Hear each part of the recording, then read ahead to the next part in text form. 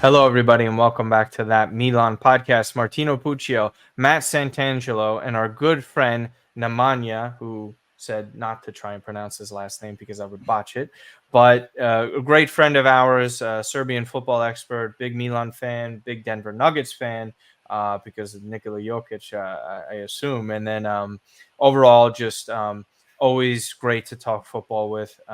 We actually, when we did Milan reports years ago, we were just talking about it. We were discussing the possibility of Dusan Vlahovic, and then obviously that got far out of Milan's price range, so that never ended up happening. But it's great to talk to you both again in a football setting, and this time more Serbians. Pleasure to be here, guys. And I have to correct you. I'm not a Denver Nuggets fan since Nikola Jokic, but since Okay. Carmelo Anthony days, because I was a big Okay. fan. Because I was a big fan of NBA Live game in 2004 and 5, and He was on I the always cover. picked the Oh yeah, yeah, Nuggets. yeah. He was Oh, on the and cover. that's where I fell in Damn. love with the Nuggets. So then you magically lucked out with like one of Yeah, the I greatest didn't players just of all time. jump on the bandwagon now because of Nikola, Yeah, but okay. Then that's completely wrong by me. Look at me again. But anyways, we have you here to discuss some more Serbian footballers that have been heavily linked to Milan over the past 2 weeks or so, more so with Pavlović. Um, so we'll kind of start with Pavlović first, go into Samardzić because we already know who he is within Serie A and all that kind of stuff. So Pavlović is coming from Red Bull Salzburg. If he does end up coming, the price is around 20 to 25 million euro. He's around 23 years of age as well. So he's played and had Champions League experience. He played against Inter as well in the Champions League. So kind of give us the full breakdown of him as a footballer and how he's kind of evolved in recent years and kind of grown into this type of talent now that's being attracted by Milan. Oh, okay. So he started his career in Partizan Belgrade, and he quickly established there as a first team player, as essential, and probably quickly became the best player, the best defender in that league. So he just I think he played two full seasons there and moved to Monaco, which was not a really good move for him back then because he played little. They quickly decided to loan. I mean, he was loaned back immediately to Partizan, but then until the end of the season, then moved to Monaco, and he failed to play to gain a lot of minutes there. So they sent him to Cercle Bruges one season, then in Belgium, and then the next one in Basel, where in both of those teams he didn't play a lot. He struggled to uh, make an impact at those teams, but thankfully Salzburg came, which was the perfect team for him to develop to. And we all know Salzburg in the past decade has been a great team for developing young players, and Strahinja Pavlović is just the latest example that he is becoming a great player. So I really think this that he is at the stage of his career where he needs to move to a bigger club now. That this is the perfect time for him. I saw like maybe last summer and this winter that he was also, I don't know if there are links from Italy, but I read here in Serbia that he was linked with Juventus, and I really didn't want that. I really didn't want that to happen because something about him playing in alongside Bremer and Danilo kind of frightened me. Uh, I think that would be a perfect fit for him. So uh, I have to read a few things to you during his time in Austrian Bundesliga. So last season he had won 72% of his aerial duels in Austrian Bundesliga, which made him the highest percentage of any player to contest more than 15 aerial duels in the league. So that's one thing. But in Serbia national team, I have to say is that that I like him.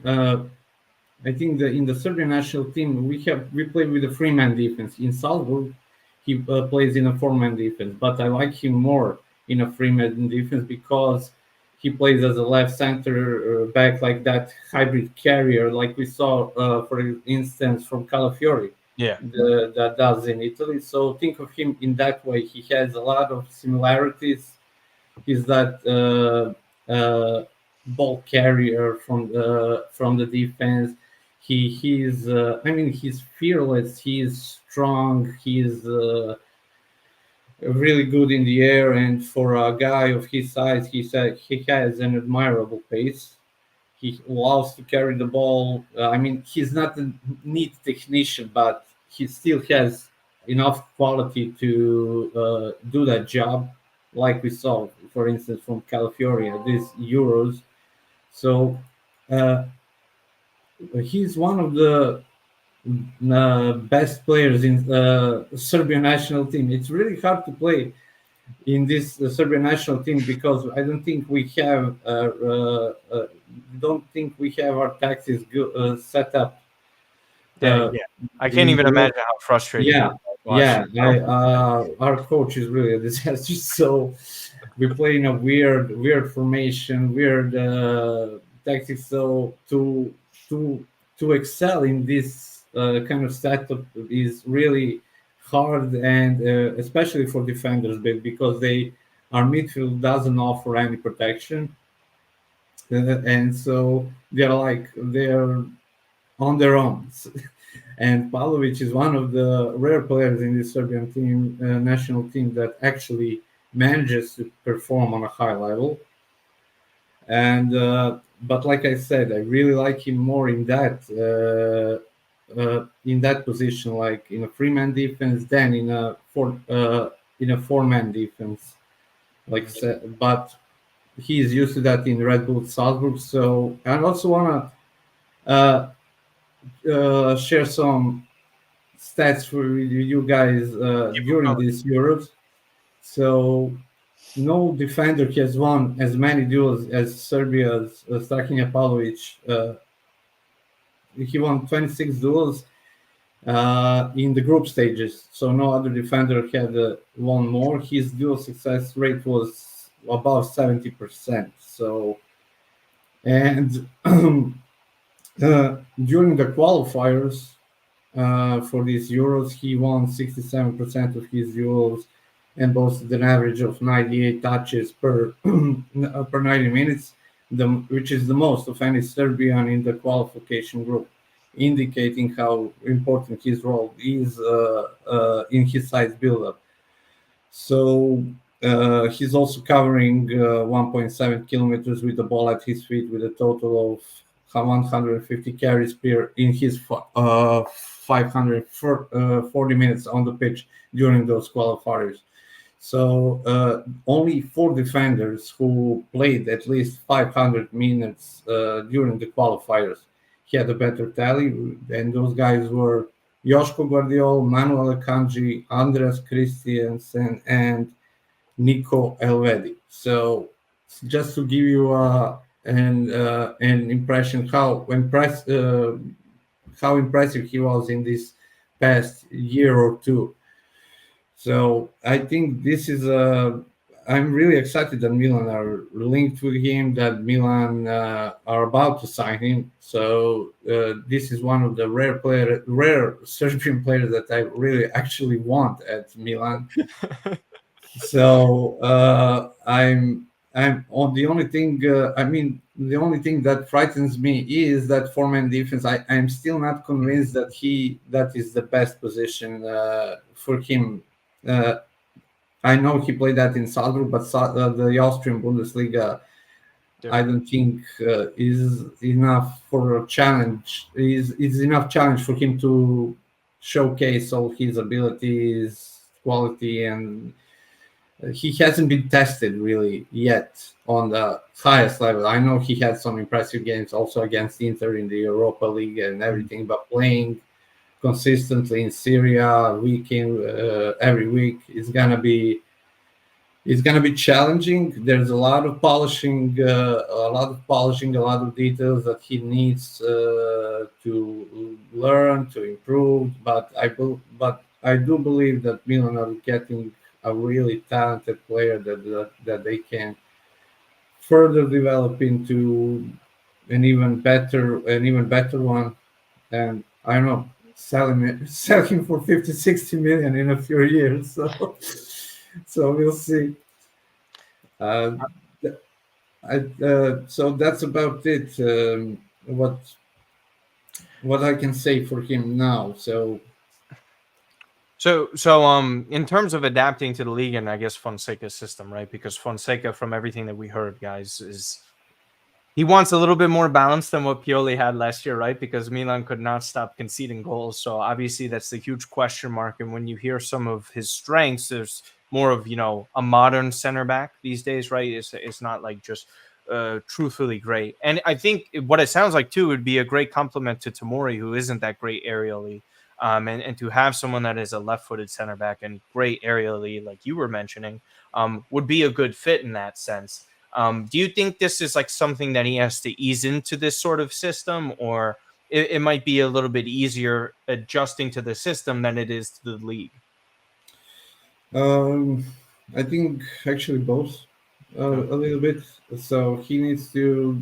I think it's gonna be challenging for him. I think we need to also be patient. I expect from him to make some mistakes, to find the right rhythm, to find that chemistry with his partner. But I do think that he complements well with Tomori. They have different qualities, but I do think that Tomori needs that type of defender next to him. So the one that can go more in front of him in aerial duels, be more aggressive, and Pavlović is that guy who is sometimes even a little bit more aggressive. He can make a reckless challenge. He can doesn't sometimes miss times his tackles, and he is sometimes overly too aggressive. So, but those are all the things that he can polish, but I also think that Fonseca might be a good coach for him. He has a good record, somewhat good record in with working with the younger players. He's just Pavlović just turned 23. He's still very young, and so all in all, I do think this is that this transfer ticks a lot of boxes, and both from the player's point of view, from Milan's point of view. Then there's a coach. There's and also the guy he's also the other players that he's surrounded there in defense, like Tomori, and so a lot of promising things, and a lot of the things that tick the right boxes. But we'll see. It can all not maybe it won't turn out well at the beginning, but I am optimistic really about this one. So with Pavlović too, I've listened. Martino and I usually are the first people to say I haven't seen this player enough to speak on the strengths, the weaknesses, his performances on a regular basis.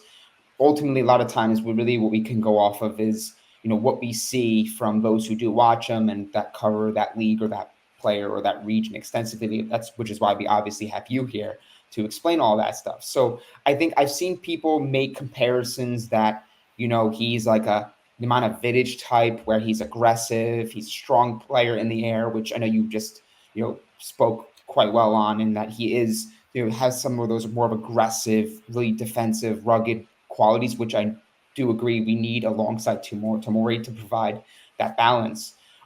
Personality-wise, do you think he is a player that's more of a leader in the back? Is he someone that's more of like a reserved player where he's not going to be very vocal and barking out orders? Because I think that Milan also, when they're losing the amount of veteran presences in this team that they have lost in previous seasons, right, with Kjaer, Giroud, Ibrahimovic, they are going to need some sort of structure and organization, and someone to not shy away from telling, hey, tomorrow you got to be here. Like, Thiaw, you're not covering your end.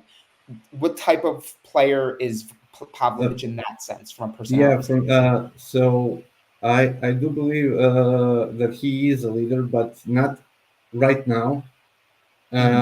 So I expect from him that when he comes, he's gonna be more reserved. But he's not that guy. But I think he will start to learn I don't think he's gonna tell tomorrow, hey, you're not covering this, and at the moment.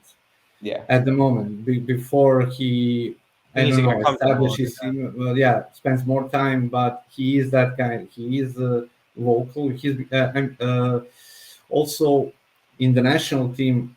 The more games he played, he also in the national team he became more vocal. We could have seen that on this Euro, but before he was playing with the old. I think that he has something to do with his age. He respects older players more and that kind of stuff. But he has that aggressive. You mentioned Vidic. He has that mentality like Vidic. He is. He's fearless. He's aggressive, and he doesn't care who is in front of him. So from that point of view, he has a lot of similarities, like Vidic, and in some aspects, Vidic was not a ball carrier. But Pavlović is. But then again, I wouldn't say Pavlović maybe doesn't have yet that positioning, anticipation. I mean, hey, if he gets close to that level, that'd be insane. Yeah. But then again, also Vidic at that age also didn't have that qualities. He also, when Vidic had to move to Spartak Moscow, but then to Manchester United, and he had needed some time, and he also had a lot of good players like Rio Ferdinand to learn from. So we'll see, but hopefully, if he becomes a half level player like Vidic, I think we are really open. Oh my gosh! Yeah. Just not the Inter version of Vidic. No. I know. No. One thing too, I wanted to ask, and it kind of goes hand in hand with what I just threw your way regarding personality. Biggest thing that we've found, and we're going to talk about Malick Thiaw, right? Subject to transfer rumors to Newcastle, but personality-wise, performance-wise, I know Pavlović is young, and we've been talking about what he has in his locker, what he needs to improve upon. But a big talking point around who Milan bring in the defense is going to be how do they perform and how do they fare, mentally in big games. Are they big game players that get up for the occasion? And the club I'm talking about here, right? I'm talking about Inter. I'm talking about derbies. Talk to me a little bit about Pavlović. Is he a player that loves that moment? Is he a player that gets up for the occasion like a derby? Because I think that's where Malick Thiaw, for instance, for all the qualities and traits and characteristics he showed in his first season and a half here, 2 seasons where he actually did play. There were those palpable senses of nervousness and being a little bit maybe not up for the occasion or there mentally just yet. So is Pavlović someone that Milan fans can expect to come into a derby and, physically be there, mentally be there, and ultimately put in a performance that can really provide some solidity in the back? This I think that this is one of his major qualities. I think he thrives in big games, and he wants to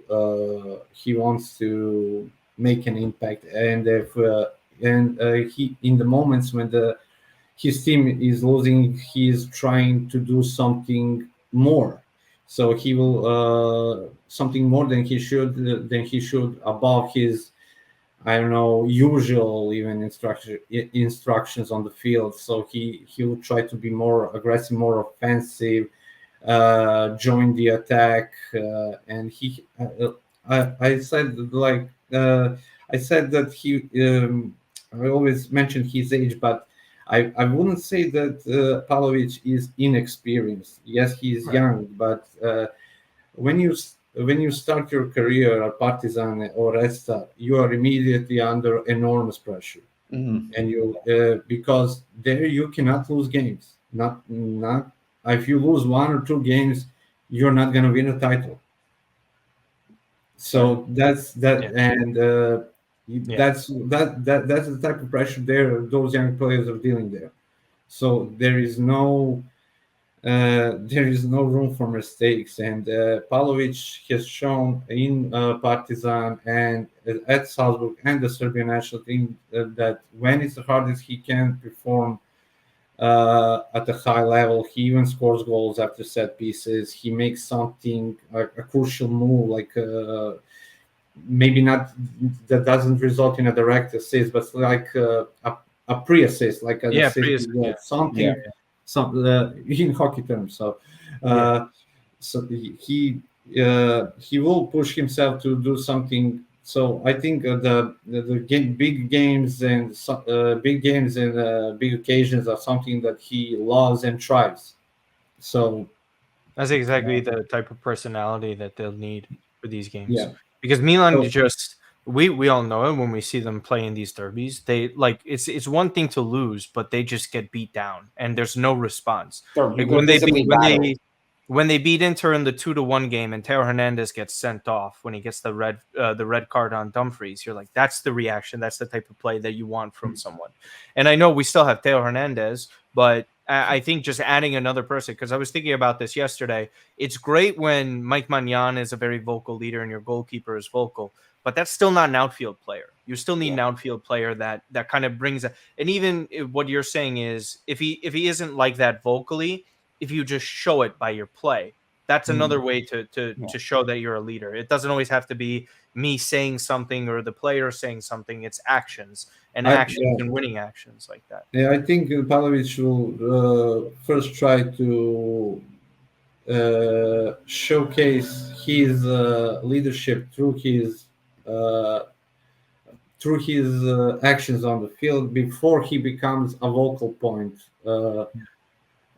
in the team. So, but like I said, but that can also be a flaw for him.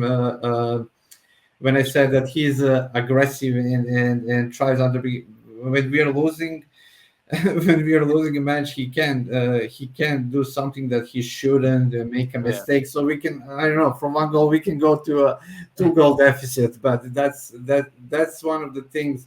I mean, those characteristics have some positive, but also some negative. Those are all the things that he can polish and know and learn. I don't know, when is the time to attack, when is the time to be more aggressive, when is the time to be, I don't know, more focused and rigid, and so we'll see. Those are all the things that he still needs to learn, polish. But I think that Italy, Milan is the right environment for him to do those things. Perfect. All right, moving on to our second player, and this one is a more familiar name for a lot of people. From transfer news, just from Serie A and just in general of this talent, Lazar Samardzić is, man, everyone thinks the same thing. What a player, what a talent. Is this deal really going to happen? Because we hear so many stories from time to time, whether or not his father is an issue with these deals, or Udinese is asking for more money than, some people would want to agree to pay for, considering the situation. We've seen him very close to Lazio, Inter famously last summer as well. I think there was links with Juventus and Napoli as well. So he's been linked to pretty much every big club within Serie A. This one seems to be not advancing quickly, right? Because we can't say too much about that. But there was a meeting supposedly yesterday with his father, on Monday with his father. That supposedly went positive, and Milan are moving sort of in that direction towards Udinese, who are requesting a 25 million euro fee, but they were interested in some players. 3 of the players were Zeroli, Colombo, and then skipping a blank on the other name. It was Bartesaghi was the other. Thank you. And there was from Nicolo Schida was saying that there were contacts. that they were interested in Tommaso Pobega as well, because they could potentially consider accepting a deal that has money and the player in return. But with this we'll start with the player first, right? We all know it. This is a superb talent, a really great talent. We saw it firsthand against Milan with the goal that he scored against us. I think that if you can get someone like this in the price range, and again, this is just speaking on the hypothetical if it gets over the line, because we know how many difficulties Milan have with getting deals done, and they have to do with agent commissions. You're speaking to entourages, and in this case, his father. It might be difficult to get over the line. But if this were to happen, really hard to find another midfielder that would fit perfectly within Serie A to Milan. So, Nemanja, go first with this. I mean, we know the talent that he is. What do you think the potential is here? Because this is sky high for me. I think this is really high ceiling of a player here, because you don't have to worry about this adaptation like you would with Pavlović. Obviously, with the system and some of the players, that's always going to take time. But as far as leagues go, and the team that he was on, Udinese was awful last year, really awful. They're very lucky to escape it. He's probably the main reason why they didn't get relegated. But yeah, this deal, how much would this excite you if this were to happen? It would excite me because I think we need a player of his characteristics. So I don't think we have a number 10. So it all depends. I think we're gonna play some either 4-3-1 and 4-3-3. So, and there is a debate: what is Samardzić? Is he a number 10? Is he a number 8? I think naturally he is a number 10, but due to the teams he has played, he was always moved a little bit deeper. So I think we really need that kind of player, and if you have the opportunity to sign him in a acceptable price range for us, you got to do it. You got to do it. I mean, I know it's not gonna be. I'm not sure that this is going to happen until they say it's official, because I know that he was only, I don't know, details away from joining Inter recently. Yeah. So, but I don't know. Then commissions with his father, they didn't agree, and so I wouldn't be surprised if something like that happened with us. So, I know Samardzić is one. I think he has a lot of quality of that old school number 10. He's creative. He has a really powerful left foot. So those are all the things that I like from the number 10. And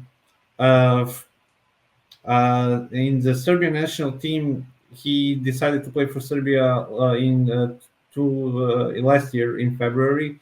He was supposed to represent Germany, but he changed his mind and decided to represent Serbia. But he has like 10 or 11 caps for now.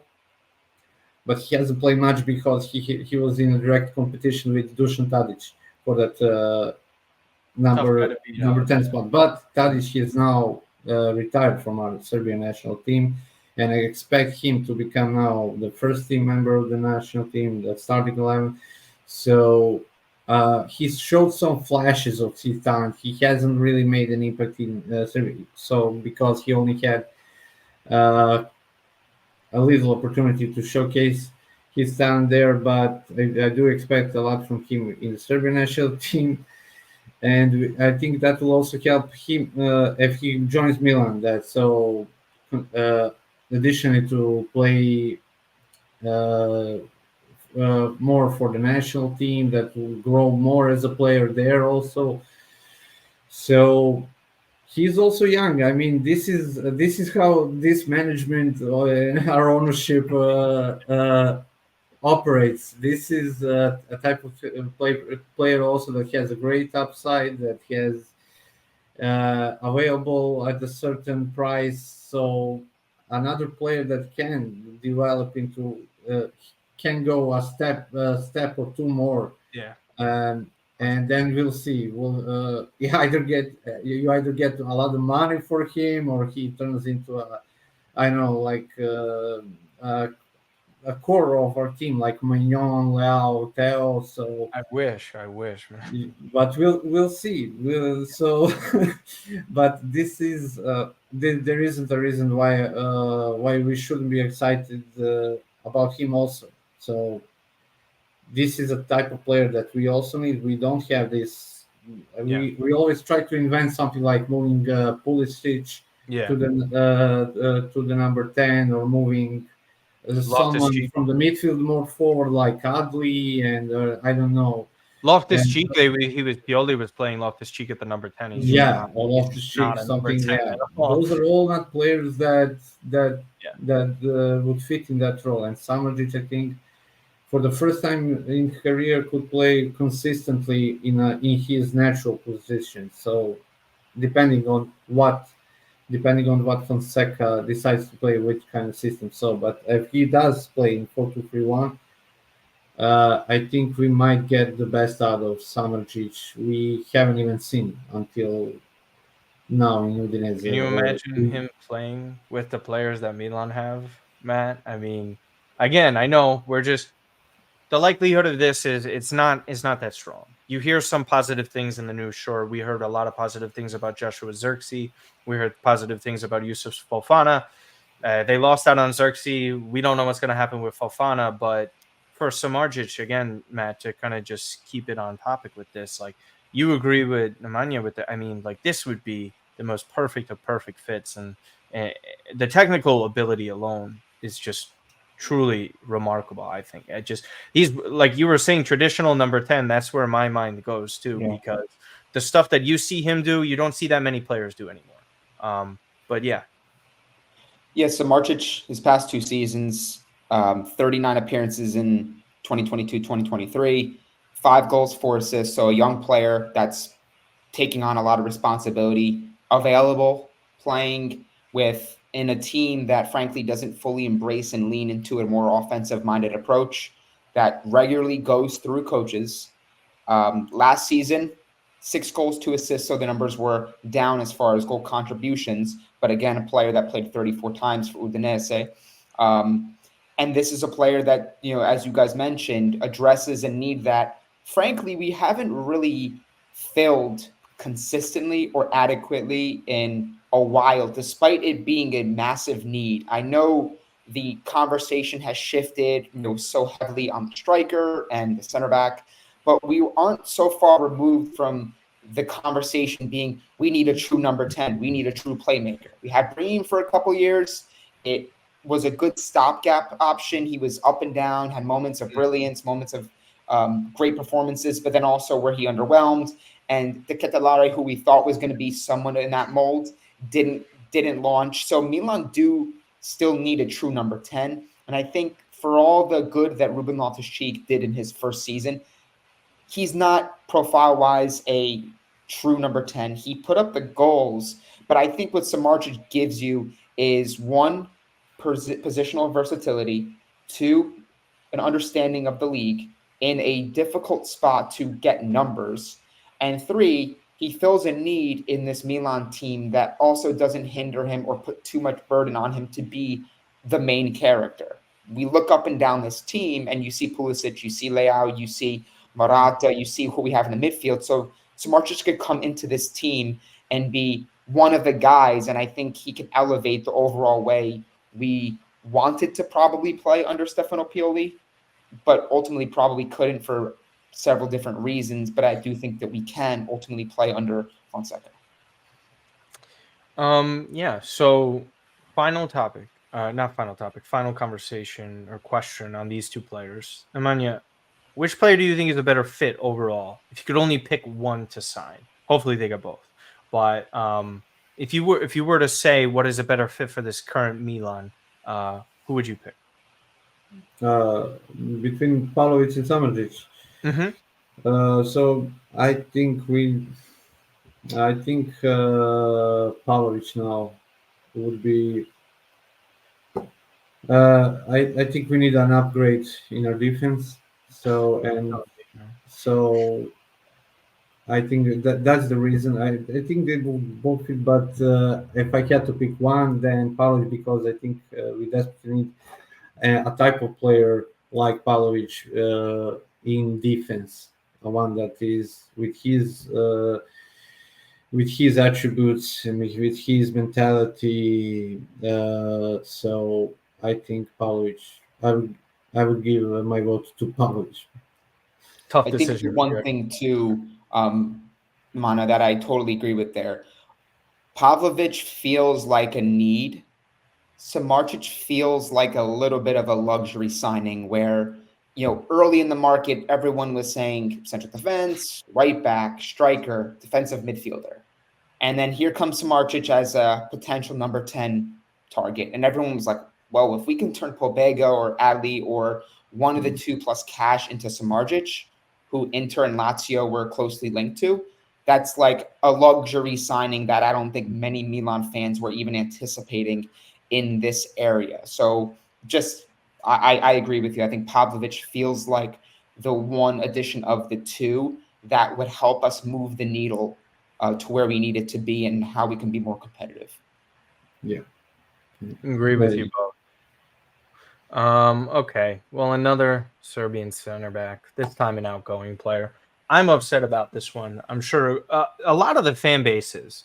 Giancarlo Simic was someone that they signed for the Primavera, was shining there, really a star. We saw everything from his vocal leadership to his play on the pitch.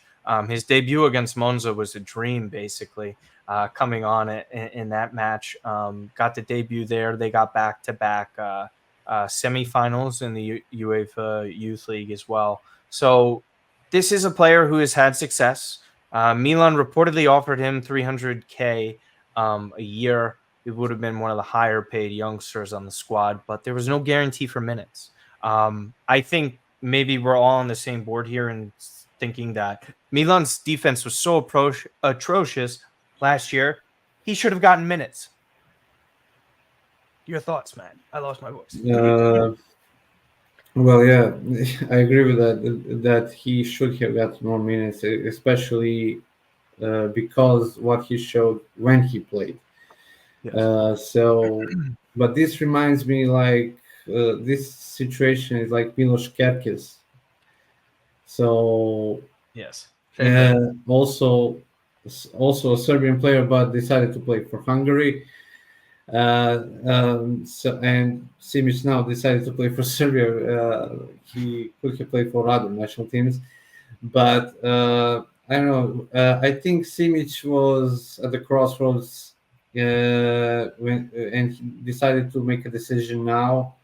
You're right, they're gonna give me more minutes next season, and or I'm leaving. But I'm kind of also sad that Milan couldn't find a solution to keep him, maybe send him on loan somewhere, or negotiate some sort of buyback with like an extension. Yeah, because he did have. Sorry, because I lost my voice. He did have 1 year left on his contract, so the opportunity for a dry loan wasn't really on the table for him. He would have had to. But maybe I don't know, new contracts. I agree with you. I think they, but then again, I wish that something we figure out. We could have figured out something, but that's it. This really reminds me of Miloš Kerkez situation. But then again, we are not really regretting that decision because we have a top left back now. Hopefully, we won't have trouble with our center defenders also. So we won't also regret about this in the future. So then there's not much to say. I'm sad, but this is something that also I think the player, from the player's point of view, he made the right decision. Yeah. As a Milan fan, I am sad, but from the player's point of view, if I were on his in his shoes, I'd probably do the same. And go to a league like Belgium, Holland, and he now moves to Anderlecht. I think that's a good move for him to get more minutes to play in a less demanding maybe league for a season or two, and then make a jump after that. Yeah. Milan retained 20% on a resale for the player, 3 million pure profit for them, and then there's no buyback clause. I think that's the buyback. The lack of a buyback clause for Milan, I think, gets people frustrated because they see what they do with Jimenez, and Jimenez and Real Madrid, and the same thing with Brahim Diaz. They loan out these players, but they have favorable buybacks for them. Okay, so like if Jimenez is sensational, he's a great fullback, Real Madrid just buy him back. If he's nothing special, they're okay with him staying there, and they still made their money at the end of the day. For Milan, it's just 3 million, and if he succeeds, if he does very well, Simic, I mean, best case scenario, I don't know how much he'll really be sold for, right? Like, it's really difficult to say. And you only get 20% of that, and you don't even give yourself an option to get a player like that back. I think that's what frustrates so many Milan fans. Matt, do you agree with that? Because it just feels like, okay, if it makes the most sense for him to go get minutes, and that's a great spot for him, sure. But Milan should have given themselves at least the option to get him back. Yeah, it's no ill will towards the player. I think it's a testament to the scouting of Milan and that they can identify a player in Simic who was brought over here in 2022, very young, very raw, but maybe some people thought was a little bit of an afterthought. Maybe in a couple of years, 3-4 years, he'll be a regular rotation guy with the opportunity to potentially break in because, frankly, Milan have struggled to consistently usher out defenders, and also there's the injury element. So there's no ill will towards the player. I completely understand. He's a player that's betting on himself. He's 19. He wants to make that next leap in his game. He played a fundamental role in under Ignacio Abate and getting to the Youth League final. So this is a player that has a strong personality, that's not timid, that is someone that strikes me as a leader, but that is very self-confident and understands that, I'm at Milan, yes, but big picture, is this really the opportunity in place for me to get where I want to be? And it wouldn't surprise me if he does really well at Anderlecht, and in 2 years, 3 years, maybe, because in this market, you're buying a player ahead of their breakout year with the anticipation that, you're going to be paying a premium if you wait. It wouldn't surprise me if he winds up back at a Germany and maybe Borussia Dortmund, or at some team, maybe gets a 15 million move. To your point, you don't think the fee would be high, but winds up moving back and everyone's like, yep, no surprise. He's a good defender. Milan could have used him, and for whatever reason, they couldn't get a deal done. So no ill will towards the player. I just wish that Milan was able to handle this a little bit better, because I think they do a really good job scouting players. But the concern of mine going forward with a lot of these younger players in Milan's Milan Futuro going forward is, okay, they're developing, they're in Serie C, but when they realize they're good and they're not getting minutes with the main team, are they going to be okay wandering around Serie B, or are they going to say, I'm good, I know who I am as a player, I want more money, more opportunity, or minutes, and if you can't do that, am I going to jump ship? Because in this modern game, Simic, I don't know what his contract is, but I'd like to assume he's probably getting a little bit more than 300, I would assume, and he's getting the guarantee and insurances of minutes. I don't know if we have those numbers. Does anybody I don't have the numbers for that, but the minutes is pretty much the guarantee, right? Of course. That's the range. That's so the reason. They're matching his wages, which for a 19-year-old, 300K is probably a lot. It's a lot of money. So, for Milan fans to be like, we should have paid him more, I don't think that is pay him more for what? It wasn't money. How much more are you going to pay him? He's a 19-year-old. It's, you know what I'm saying? It's unfortunate, and it's just preventable from Milan on a level, because if Pioli just plays him, Milan had second place locked up, right? There was a couple of games left. They couldn't drop further below. So it doesn't affect their pot in seeding for the Champions League. Why not play him? See what you have more of. There's stuff on the line there. There's potential. And it's frustrating. Even the Kirkes stuff too. We have Teo Hernandez, but Teo Hernandez plays every single game. This guy can get a debut for a few minutes. I think Milan did an okay job last year because Zeroli, Bartesaghi, these guys got some minutes. But I think you're right. This is the crucial part of Paulo Fonseca's tenure at Milan, is not to just win trophies. It's to grow and develop these super talented players into This is a another great era for level Milan. that they're supposed to Milan reach. youth. And Pioli did that at first, and then it stagnated because you had the layout developing. Yeah, but he was in danger of getting sacked, so he couldn't. It's a tough spot. You're right. You're 100% right. And one of these names and players that we're kind of seeing this with, that was kind of getting minutes over Simic, is Malick Thiaw. And Malick Thiaw, another player that we like potential-wise. We've seen flashes of it his first season at the club. I thought we all know that he did great against Spurs in the Champions League and those goal line clearances. And then kind of like what you were talking about with Pavlović, Manya, is cynical fouls, silly fouls. A lot of the time with Thiaw, and in the match against Monza, you saw him get that red card against Inter, or no, it was against Juventus, excuse me. He was getting torched against Inter in that first derby as well. There's just so much going on with this and this player that they're supposedly considering selling him. The number is around 30 to 35 million, which seems like a lot of money for what he has yet to prove at Milan. Would you be okay with this sale? Because we talked about a pre-show. 30 million seems to be like a fair number for you, or if they have the possibility of getting even more than that, it would be a great coup for Milan. I still think that Thiaw can become a lot better player than he is now. I agree. And I don't really know. I'm not really sure if we should sell him, but if we get that price between 30-40 million, maybe we should accept it, because we are getting Pavlović. I think Milan needs a different type of defender like Pavlović.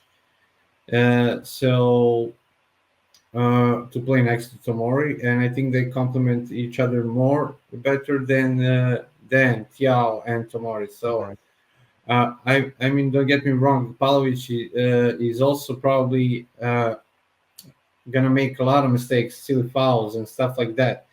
But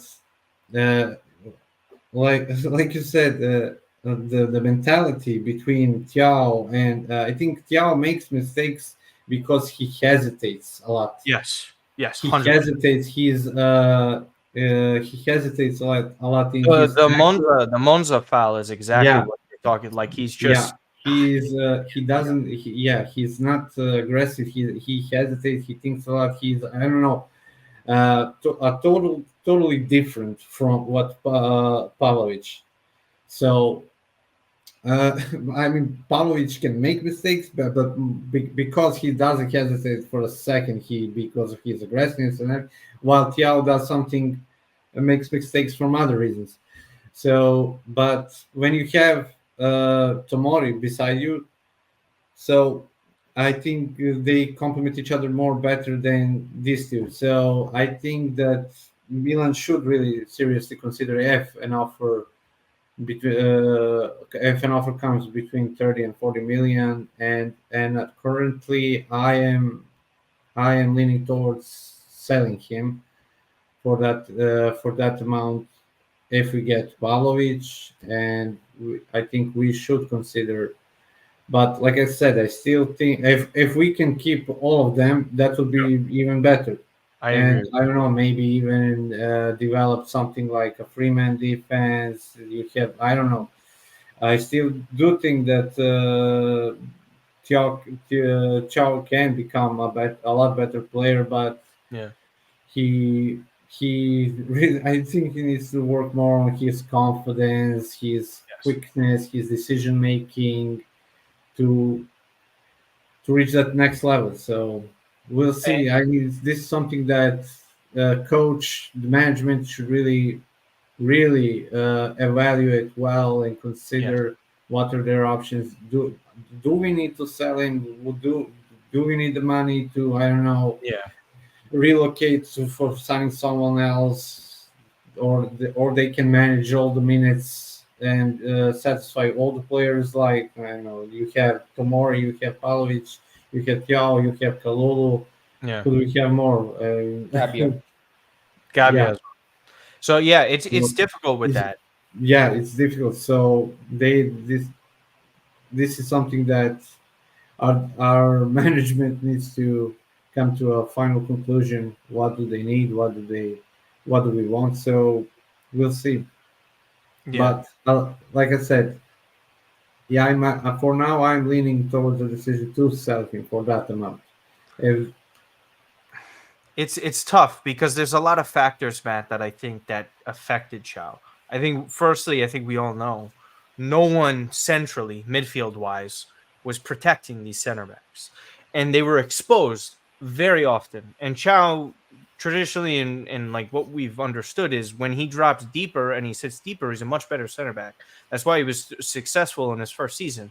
When Milan play much higher up and there's no protection there, a young player like him is going to make a lot of mistakes. And that's what I was worried about last year.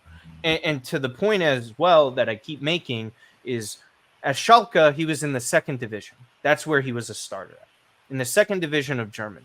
And it's not to take a slight at that level of football, but it's a very big difference when you go to Serie A and play for Milan in a high pressing system and you're a starter. And he's very, very young. I think he's only 22 now, 23. He's still very young. then you don't have a defensive midfielder. Yeah. And then whenever Mike Magnan is healthy or not, and Tomori was missing a lot of time as well because Chow got injured. There's just so many. We're just really highlighting how disastrous last year was. But how much do you take away from last season on Chow's development, Matt? Like, is this something we kind of like maybe throw something out of the window, or like Nemanja and I are kind of leaning towards? 35 million is a lot of money off of what we just seen for 2 seasons with him. If I had my choice, I would say we keep him because I think that third year at the club could be the crucial and decisive year for him to really show, all right, well, do we have a player here or do we not? His first year, if you have to understand, he didn't really play all that much in the first half of the season. He got a lot more of his opportunity to play towards the second half. I know he was a standout in the game against Tottenham, and he played pretty well down the stretch, but it wasn't a large enough sample size. Last year was a disaster top to bottom. The whole defense was pretty bad. We've touched on it, right? There wasn't that armoring presence as a number 6 to sit in front of the defense and to help alleviate some of that pressure. There was always runners coming in towards the edge of the box and, Malick Thiaw being caught out in bad positions. And it's either, okay, well, do I let him go or do I get a foul, get a yellow card there, maybe even a red card against Juventus? We saw that, right? So I think that was kind of one of those things where I'm hoping that Fonseca can put him in a position where that kind of simplifies the game a little bit for him. We have more options in defense. He doesn't feel as much of a burden and pressure to be like an out-and-out starter and play a pivotal role. He will be one of the guys, not like a guy that's running out there for 35 games. So that's my feeling towards Chow. I like what I've seen from him. I know it's raw. I know he has a lot of areas to improve upon, yes. But if the money comes in and it's one of those too good to pass up situations, in many ways similar to what happened with Tonali, where it was like the rumor was 40, by the way. We'll offer you 40, or but I don't know what the Tonali, the negotiations started out as, but 40, 50, and they're like, no. And then I was like, how about 70? And it's like, or 60. And I was like, okay, now let's work out a framework of a deal. So if it becomes one of those cases where they're doing 25 to 30 plus a little bit in bonuses, it's going to give Milan management some pause to say 30 to 35 for a guy that we probably bought for 5 to 7. And that's still young, but one more down year, that value gets slashed, right, a little bit. Similar to I think that's kind of how Milan is seeing Malick Thiaw in this situation. They know that the young players do need time, but they do also understand the situation in that it's very dire this upcoming season for many reasons, right? With guys up on renewals, guys that might be looking to leave if we don't make the strides forward. So Milan have to kind of toe that balance between, we like the guy, we know he can be something, or we feel he can be something, but what does that 30 to 35 get us? Can that get us a player in another area that helps us right now for next season make the next step. And I think that's kind of what the conversation is going to be with Malick Thiaw. Ultimately, I think that if the number comes in, Milan probably would sell. I don't think that they're going to see Malick Thiaw as this blue chip. They have to keep player at all costs. Again, a player they like.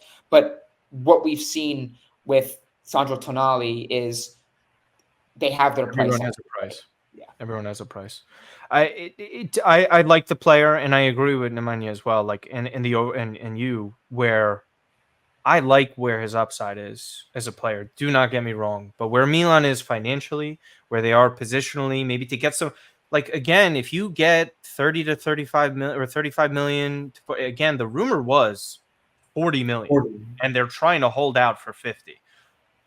If that were ever the case, he's gone. Like if Milan get offered 40, as much as we like Thiaw and everybody does, you do it. You do it. Like it's approaching record numbers for Milan with sales. You're talking about, again, a player who, as much as we like him, he didn't contribute that much last year. So if you get 40 million for someone who was virtually a negative, that's a positive for the club. And he could accelerate and finish deals like Pavlović. He could finish a deal like Samardzić because you have those extra funds now. And it also prevents you from selling other key players. Because if you could sell still Salamakers and some of these other, fringe Italian youth players like a Maldini or Colombo, like then you get a lot of funds out of nowhere. You're close to like 60 million with all those players. That's, to me, I think a lot. Sorry, you can even keep Salamakers. I don't know what they're going to do there. They're holding out for 15, 20 million. So you said 60 million. Maybe they pipe dream. They take that 60 million and they trigger Danny Almo's I was saying all the players combined. Don't do that to me, guys. Don't do that to me. I'm hungry. I need to eat food, and we're winding down here. Nemanja, it's always amazing to talk to you. Love talking everything. Hopefully your Nuggets do more to build around Nikola Jokic because they're not helping him, in my opinion, enough. Westbrook is coming. Bro, I don't even know how that's gonna. I can't wait for Jokic's facial expressions during the season when he sees somebody. He demanded. The big guy wanted Westbrook there, so I want. Yeah, so you know what? That's great. Again, where people can follow you in some of your tweets, we've had it here at the bottom. Is there anything else that you kind of been working on, or no, not at the moment. I am currently on sabbatical in the past year from football, doing some other things, but I have some plans in the future. But now is not the time to talk about that. But we'll probably talk more in the future. So when it's time, I will announce more and say more news about it. So wait out on his Twitter for that, as you see at the bottom there. Hopefully Milan makes some advancements and positive advancements in the market. Matt, everybody can go follow you on your Twitter accounts here as well. So just kind of plug in everything for yourself that's coming out. Yeah, follow me on Twitter at Matt_Santangelo. Been putting out some more content for Milan reports. The latest being my pinned article on Alvaro Morata's profile, what he brings to Milan, what the move means. And just more of an opinion piece. So go check that out on my account.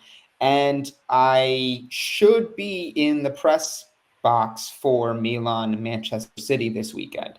So if you see some photos, content from the press box, this is my heads up to you. So it should be a fun time. Hope to see a lot of the Milan fans repping the colors out in New York City. So all the information, anything I'm working on, you can find me on Twitter.